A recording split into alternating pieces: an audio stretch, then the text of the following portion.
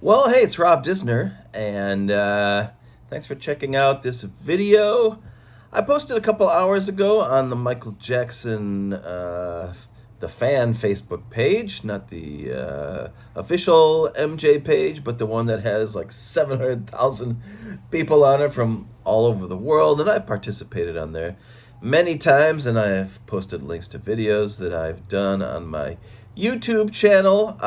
Somebody left a comment today on one of my YouTube videos and said you should do a question and answer. And I thought, all right, it's not a terrible idea. So here we are. Once again, my name is Rob, and I worked from 1990 to somewhere in 1992 at the studio where Michael Jackson recorded Dangerous. I think Dangerous came out at the end of 91. Is that true? And anyway, so even after the record came out, we continued to work on mixes and different edits. For when the videos came out, they used different music than what you heard on Dangerous. So we were on that project for, like, I was gonna say 2 years, maybe straight. So I worked at the studio in Sherman Oaks, California, on Ventura Boulevard. It's still there. Dr. Dre, I think, owns it or runs it. It's called Record One.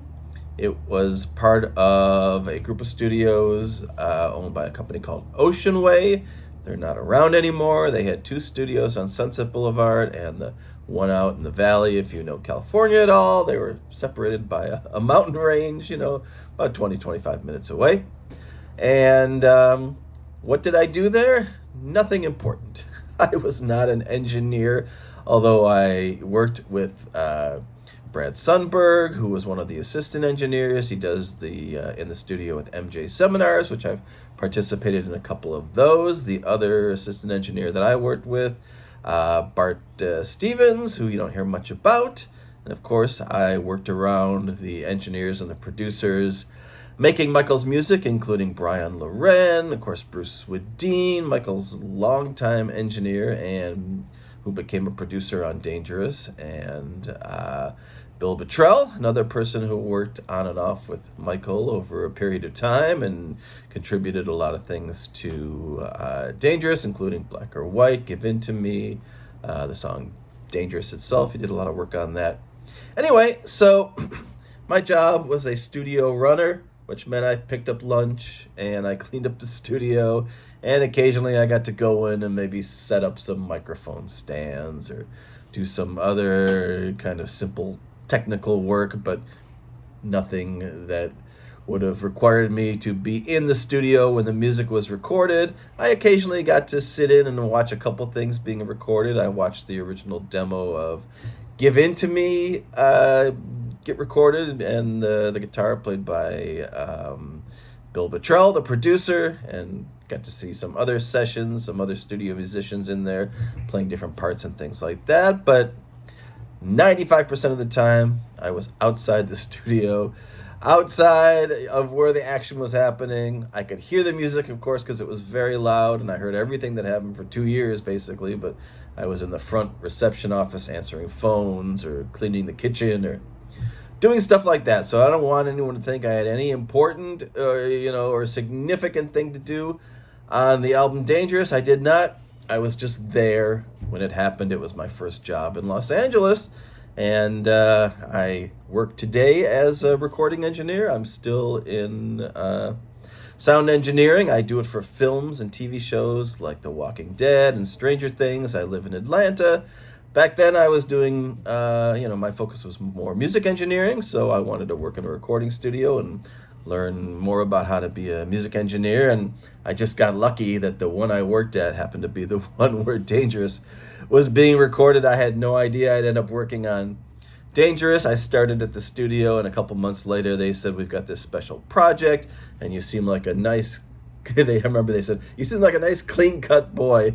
Of course, lots of people had long hair back then and were into heavy metal or wore a lot of leather or had tattoos or whatever. And they thought I'd be a guy that'd be good to work around Michael because I wasn't threatening looking or, aggressive, looking or anything like that. I think that's what they were thinking. So luckily I got to be there for 2 years as Dangerous was recorded. All right, there's my little 5-minute intro. I've done, like I said, multiple videos. If you search my name, Rob Disner, and you search Dangerous or Michael Jackson on YouTube, you'll find a ton of them. All right, let's get to the comments and see what we got. What was the most difficult song to record on Dangerous? That's from Luis Zuniga. Thank you. And I do know the answer to this one. It's the song Keep the Faith. Maybe some of you have heard the story that we worked on Keep the Faith for maybe a week, I want to say. And we recorded all the music, the backing tracks, the drums, the keyboards. They built it all up, from scratch, from nothing, with all the studio musicians. I remember Michael Boddicker was a keyboard player who often came in. I think he worked on it, and probably Brad Buxer. He's a guy I'll mention later. He actually was Michael's musical director when they toured. So he got all the musicians together and made sure everything sounded right when Michael was on tour, and he also played in the studio. He probably was involved in this. I don't remember exactly who. There were probably percussionists. He worked with a couple of percussionists who would come in with a giant, rack full of all kinds of things you can imagine that made noise. Anything, shakers and tambourines and wood blocks, claves, everything. So I'm trying to remember who it was. I know there were a few guys who did that stuff, and I don't want to say the wrong guys, so I don't remember offhand. But anyway, various musicians came in. They built up the track, Keep the Faith. Saida Garrett, who, of course, sang earlier with Michael. And I'm trying to think what song it was that she sang on Bad. I'm not an MJ expert, and I don't know what songs ended up being released on which records later on and all that kind of stuff. But I know Saida had previously sung with Michael, and so Keep the Faith, I believe, is her song. And so she sang a demo vocal for Michael to hear and hear what it would sound like with vocals. So they built up this musical track, and they had Saida Garrett sing on it. And I wish I had that version. She did a beautiful vocal on that song, and it would be wonderful to hear that demo again, because they worked a long time just to make Saida's vocals, sound good. It could have been released just with her singing on it. It would have been fantastic. Anyway, so the reason why the song became difficult is Michael came in, he heard Saida's vocal, he heard all the wonderful music that they had put together, all the multi-layered drums and bass parts and keyboards, synthesizers, percussion, you name whatever would be on that song. And he started to sing, and I remember this day. I remember being there. Like I said, I wasn't inside the room when it happened, but I certainly saw him later on. And he tried to sing it. He tried a couple times, and he knew, because he was a musical genius and he knew his capabilities, the song was in the wrong key. He knew that he could not sing the song in the key that it was recorded in. It could not easily, like today, you could just change the key of a song, although I don't even know if today we could do a reasonable version of a song that had been recorded in one key and changed to another key, unless the keys were very close. Anyway, be that as it may, it was in the wrong key. He couldn't sing in that musical key, and they decided they needed to change the key to something else, and he was very upset. He was very depressed and dejected, and I remember him walking around. I remember seeing him cry because he knew the musicians had worked so hard on this song, and they couldn't do anything with it. So they had to start it all over from scratch. I guess they could salvage the drums, but they had to replay all the keyboard parts and all the bass parts and everything else, and they probably whipped it together, pretty quick at that point, but it probably took another day or a couple days before, the new key was available for Michael to sing on. So it was a very frustrating thing for him. I know he is like a superhuman singer, and you would think he could do anything, and it seemed like that sometimes, but on this day he couldn't, and so Keep the Faith wins the award for the most difficult song to record. All right, we've got another one here from Konstantinos Koropaladis. I'm going to mess up everyone's names, but thank you, Konstantinos. 14 songs made the cut. How many were actually recorded? That's a very good question. I don't think anybody has a completely accurate answer for that. I want to say around 40. I've heard the number 60. That sounds like a lot. But I've seen listings and things that he was working on during this time. Now, you have to remember, if you look at the period of, say, 1989 to 1993, maybe he touched on or worked on 40 different songs, but some of them existed before, some of them didn't exist till after Dangerous came out, and some of them were not considered for the Dangerous record. He was just working on them, but they were not ever going to be part of Dangerous. Of course, he did songs for Siegfried and Roy, the Tiger Act in Las Vegas. He did a song for the Addams Family. I don't know if that came out. Of course, he did a couple things for The Simpsons, Happy Birthday Lisa, which came out on The Simpsons show, but not him singing. They couldn't get the rights to Michael singing on it, or it was too expensive or whatever, so someone else impersonated Michael's voice, and that's what you heard on The Simpsons. Of course, he had the song Do the Bartman that was released. A lot of people kind of, attribute that to Michael or say that Michael was involved in some way on Do the Bartman. I kind of think that although it happened in the studio where we were working and I was there and I heard it being recorded, I don't know that Michael has anything to do with it. I think some people say Michael had some background vocals on the song. It's possible.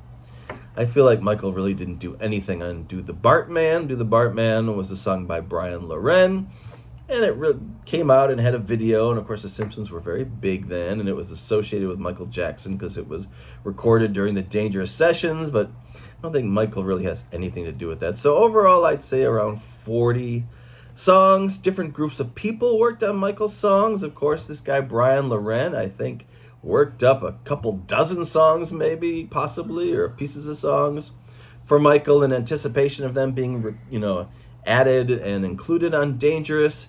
And just for reasons that I've talked about in another video, Brian Loren's songs just did not make the cut. They just didn't have the right vibe, the right feel. He was very young and kind of unprofessional in the way that he worked sometimes. He wasn't reliable. He didn't show up to sessions when he said he was supposed to. I know Michael got mad about that. I know Michael just expected people to show up every day, whether they were working or not, and just hang out in case Michael decided to work on one of their songs. I think they got frustrated because they kept showing up for 2 weeks and Michael didn't work on anything that they were doing. So they got frustrated, they gave up, they stopped showing up, and then Michael was mad because when he actually wanted to work on a Brian Loren song, Brian was no longer there. So they worked up a lot of songs. There were songs that Bill Bottrell worked up. Bill Bottrell, I think, initially tried to work with Michael on some stuff and ended up being passed over, and then got involved again and started to work up the demos, which became Black or White, and later on Give In to Me. And so Bill Bottrell had worked on some songs, probably a couple that didn't make the record. Brad Buxer, who I've already mentioned, Michael's live keyboard player and his musical director, also worked up or worked on some songs, whether they were pre-existing or they were worked on, just with Brad and Michael. I don't have all that info. Anyway, I'm going to go on and on and on here, so I'm just going to say somewhere around 40 songs, including lots of songs that weren't supposed to be on Dangerous and lots of songs that were just, snippets, ideas, a chorus, whatever, that were never completed or worked on, to any great degree. Right now, if you listen, and you can find lots of songs that they say were supposed to be on Dangerous, were considered for Dangerous, were left off Dangerous. Lots of things out there are fake. Lots of things out there are, AI generated or someone else's, concoction to try to make people think that it's a Michael song, but it's not. Brad Sundberg, who I mentioned before, had his laptop stolen 6 months ago, a few months back, and unfortunately, a lot of the unreleased stuff that he had leaked out and got released. So maybe some of that is out there now, and it kind of fills in some of the blanks on what we would have heard on Dangerous. But to finish up this question, I'm going to say around 40 songs. All right, moving right along, I've got Lorene Faust. How was it to work with MJ? I don't want to go into that. That would take another hour. But Anyway, it was wonderful to work around MJ. He was fun and friendly, and he was shy. He was usually quiet. It took a little while till he got used to being around me and other people he didn't know or wasn't familiar with. But after that, he would be friendly and fun, and we wouldn't have very long conversations. It was during the Desert Storm War, and he would come up to me and say, "Robbie, are you going to the war?" He would ask like these little childlike questions, and I say, "No, Michael, I'm not going to go to the war. I'll stay here and keep working with you." He'd, "Okay, that's good," and he'd walk away. So what was it like? It was fabulous.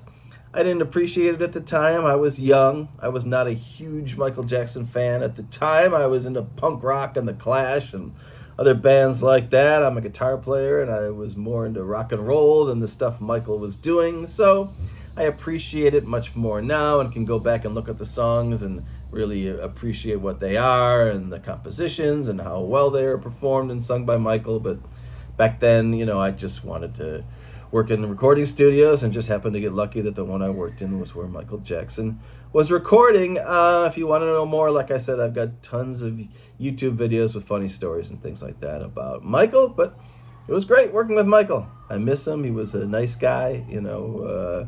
It's really too bad what happened. I'm not surprised. I don't feel like he really knew how to take good care of himself. He really needed people around him to do things for him, like cook him food and that kind of stuff. I don't think he really was the kind of guy that could just go off on his own and even make a peanut butter sandwich and get a can of Pepsi and a bag of chips and go sit and watch TV by himself. I think he really needed the help of a lot of people to make his life work. So anyway, it's very sad what happened, and don't need to go into that, but I do miss him, and it was just exciting and great to be around him. I mean, you can't even imagine. When we think about Michael now and the people that are big fans and love his stuff, you can't even imagine what it was like when it was all Michael on the radio all the time and on the TV and in magazines. And of course, back then, there was no internet. There was no other stuff for you to be looking at and scrolling and surfing. You only got what people sent to you. You couldn't go off on your own, really, and,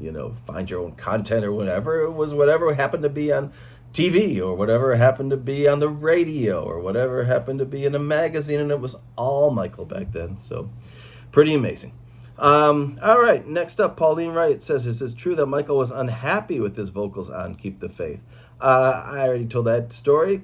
He was not unhappy with the finished product. He was unhappy because the song was originally recorded in the wrong key, and he was very unhappy when they determined he had been out of town or at another studio or unavailable for like the week when the song had been, built up in the studio, or however many days it took. I don't know, maybe it took 2 or 3 days. But for whatever reason, he hadn't listened or he hadn't really tried to sing on it or whatever. And when the song finally was finished and done and all it needed was a vocal, he couldn't sing it. He couldn't reach the high notes or whatever. He knew that his voice just was not going to sound good singing in that musical key, and they had to change it and start over again.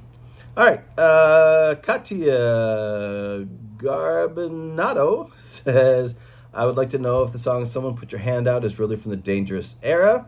How come it hasn't been included in the album, but only in the tour as a background music without lyrics?" Oh, see, I didn't know that.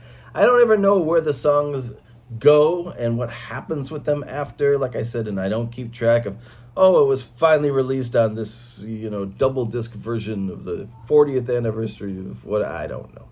Anyway, some of it I do know, but I don't know everything. Someone Put Your Hand Out is a great song. It is a very mellow, slow soul song with very layered vocals, many versions of Michael singing at the same time. If you know that song by Al B. Sure, Night and Day, it reminds me of that. It's kind of that vibe, like a slow, simmering soul groove. Someone Put Your Hand Out. It's just got like a finger snap, in the verse, and pretty mellow, just keyboards, fairly slow. It's a neat song, and according to what the commenter said here, it hasn't really ever been released except maybe an instrumental version.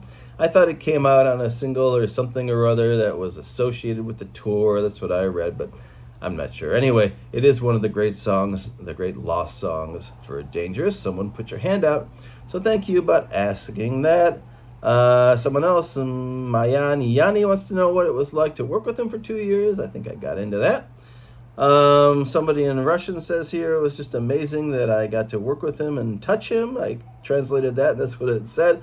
I don't remember touching him too much, or him touching me, of course, but I do remember going out and buying a lot of things for him at the store. We went to Tower Records once, me and him together. He drove, and we went record shopping, and that was the only time I ever went out of the studio with Michael. But we had lots of fun and did lots of fun things, and sat down and had meals together and things like that. And yeah, it was great. George Fafita says, did Michael have more freedom to create this album? Because, of course, he was not working with Quincy on Dangerous. And yes and no. I did a whole video on this about the politics of Dangerous. And again, I can't go into all of it here. But basically, even though he was not working with Quincy, he still needed the help of producers and engineers guiding him. He would not just go into a studio by himself and sit at the console and work the equipment. And he wasn't Prince. Prince could sit at the console and run the tape machine and record the guitar and vocals and stuff all by himself, just sitting at the recording console and doing it. He didn't need anybody. Michael was not like that. So even though he had more freedom, he had a lot of pressure from the record company. He had a lot of things that he had to deal with that I think previously Quincy would have dealt with, and he didn't want to deal with it. We had a meeting once where the Sony executives came in and wanted to hear how the new record was going. It was maybe 6 months before it came out, so maybe the summer of '91. And they played these executives, whoever they were from Sony, like 100 minutes of music from Dangerous.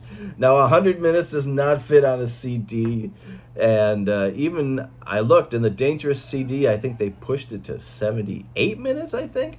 I think 74 minutes was usually all they could put on a CD, but somehow they squeezed a couple extra minutes even on there. But even so, he had a list of, I don't know, I think 14 songs were on the release, and they probably had 20 songs that he said this was the album. And it would have, of course, been a very long double album or whatever. And so, of course, the Sony executives said, no, you have to cut it down. This is just a single album, Michael. And he didn't want to be the guy that had to make those creative decisions and do that. That's why he liked having Quincy telling him, this is a good song, this is not a good song. You want this on the record, this one we don't need.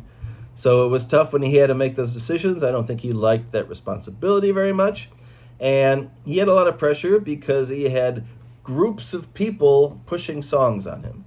So he had Bruce Swedeen, his longtime engineer, amazing technical engineer, maybe one of the best ever. I mean, I'm sure, probably one of the best ever.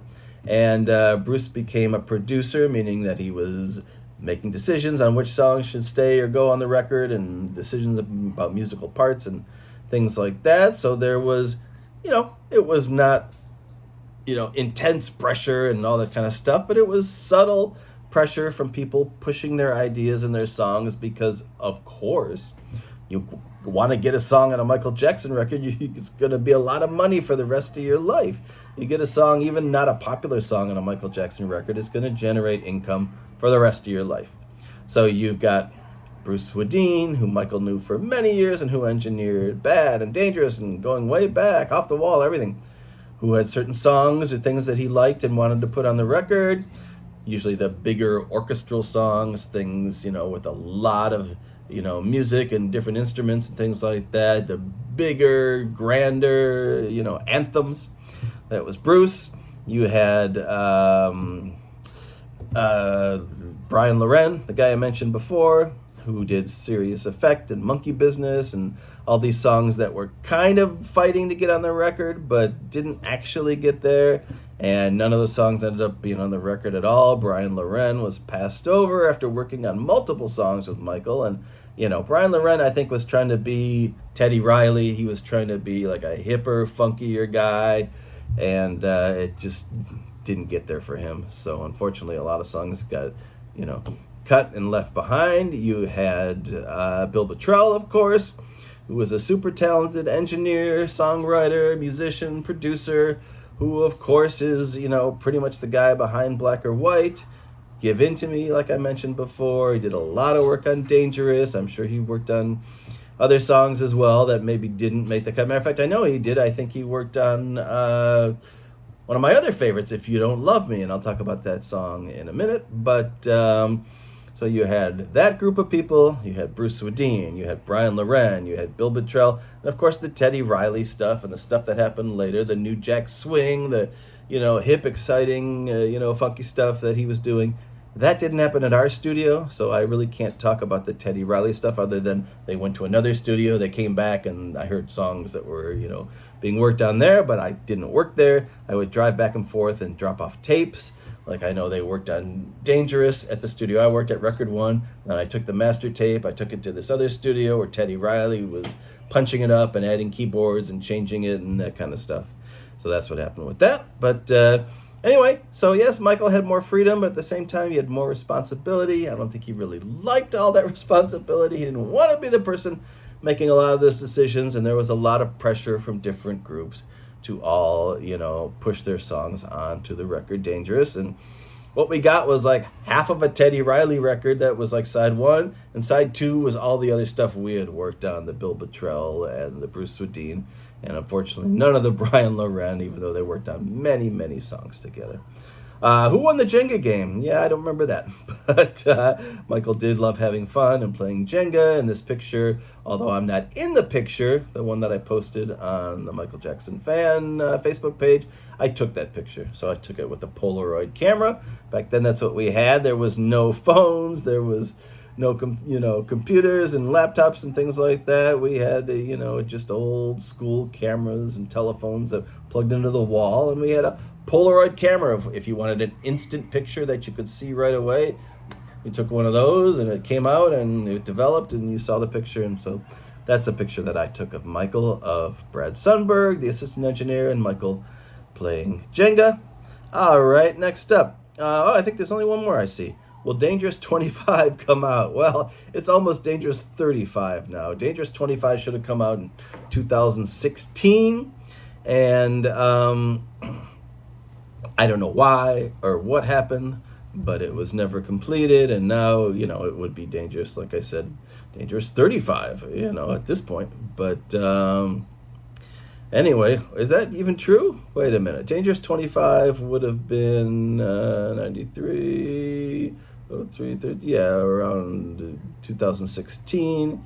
Right, so we are now, how many years? 7 years after 2016. So we're at Dangerous 32 now.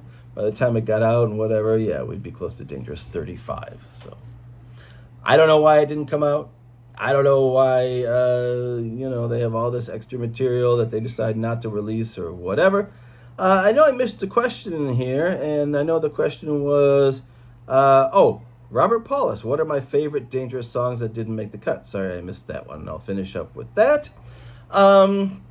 There are a few songs that I really liked. I've got copies of them, and I'm not sharing them, and you can't hear them. But anyway, I do have copies of them because Michael actually left tapes and things lying around, and at some point I got my hands on one and grabbed it. It was actually one that was in my car. He would like to listen to the stereo system in my VW Rabbit. I had just a normal cassette stereo, and when I had added two speakers in the back and boxes, it wasn't loud or anything crazy like that, but whatever reason he liked to go around and hear what it sounded like in different people's cars. And so one day he went in there and heard listened to some music in my car on a cassette and left it in there. And I really didn't mean to take it, but I had gone home and noticed it was still in the car and thought, well, maybe I should hang on to this anyway. So I do have some unreleased stuff by Michael, although I think most of it is already leaked out and other people have posted it on YouTube or whatever. I don't think I have anything now that it does not exist in other places that you can find. Anyway, so I'll get out of here because this has been a half hour, but I'll talk about this short list of songs that I liked that I know I heard during the recording of Dangerous, but were not added to Dangerous. Maybe they were released later or some other place you can get them now. I think a couple are totally unreleased and can't get them at all, but you know more than I do which ones those are. So For All Time was one. That's a nice song. It's by the musicians from Toto. I think, David Paich and the Pocaros and all that stuff. For All Time is a nice song, but it sounds a lot like Human Nature. It's the same vibe and groove as Human Nature. For Dangerous, Michael really wanted to move forward, push ahead, do more original things, so he didn't want a song that sounded like it could have been on Thriller or whatever. So For All Time is a nice song. Again, I don't know if it's come out since, or I know it's available. You can go to YouTube and search it out. But For All Time was a really nice song. I remember them working on If You Don't Love Me, which I mentioned before, is a really cute, up-tempo, simple rock song with like a harmonized guitar part from Bill Bottrell. That's a cool song. I wish that had ended up on Dangerous rather than one of the Teddy Riley things, which I don't really like those very much. I don't even know the names of some of those songs that ended up on Dangerous. Like I said, we didn't work on that part of it. I don't know, there's something, She Drives Me Wild, or something about a car. I don't know. Anyway, I wish this song, If You Don't Love Me, had ended up on there. It's a very cute, up-tempo, almost like a 1950s early rock and roll song. I actually did a cover version of it on YouTube. I'm sure you can hear it other places, but I actually played it on my guitar too, and you can search that out if you want. If You Don't Love Me is a great little song, and too bad I believe it's lost and has never come out. Someone Put Your Hand Out. We talked about that one. That's a really cool, slow groove. I really like that one. I've already talked about it. Earth Song, we worked on that for a very long time. I heard that over and over and over again. And then it didn't end up on Dangerous, but Earth Song was released, I think, on History. And that's an amazing, huge production. Very cool. Two songs. I don't know that I like them, just that I remember hearing them a lot. And this is from Brian Loren. Like I said, he didn't get his songs on Dangerous. There was, of course, Monkey Business, which I think has come out on something else, and you can hear that one now. And it's a cute little song with Michael's monkeys and whatever. It sounds like a Stevie Wonder kind of a groove. And one that kind of is more like the New Jack Swing, the style that was popular at the time. There's a song called Serious Effect. I don't think that's ever come out anywhere. I remember hearing that a lot when they were working with Michael, and where I would sit in the reception area was right across from the studio where Brian Loren was working, so I heard those songs a lot because I was just a lot closer to where those songs were being made, and I remember hearing Serious Effect a lot. It's okay. It's like got a sample, and it's got some really like up-tempo poppy drums, and it's a good song. It's too bad it didn't end up on the record. Like I said, I feel some songs on the record Dangerous, don't belong on there, or aren't of the quality that they should be, and those are specifically the Teddy Riley songs. Like I said, I don't even remember which ones they are now, but there's like 3 of them on there that I think they're all just kind of throwaways. I don't think they're very good. But anyway, it's my personal opinion. And because I didn't work on them, I don't know much about them. I'm not that familiar with them. I don't sit around and listen to Dangerous every day, so I'm not, intimately familiar with every song that's on there and all that stuff.